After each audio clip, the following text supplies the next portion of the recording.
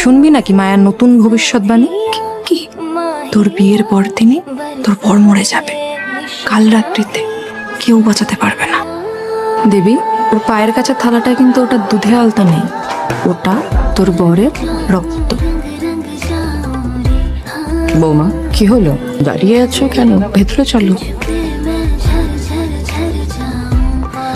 দাদা খাস না, অন্তত আজকে দিনটা খাস না। কিরে থাম। বেশি ক্যাঞ্চোদাস না, গাড়িটা থামা। কেন? এর চাপ করবো মানে এখন দিনের বেলা? দাদা গাড়িতে নতুন বউ আছে, প্রায় বাড়ি চলে এসেছি, বাড়ি গিয়ে করিস। গাড়িটা থামা, পেচ্ছাপ করবো। কানে কথা যাচ্ছে না নাকি? এই, কি হয়েছে? শরীর খারাপ করছে?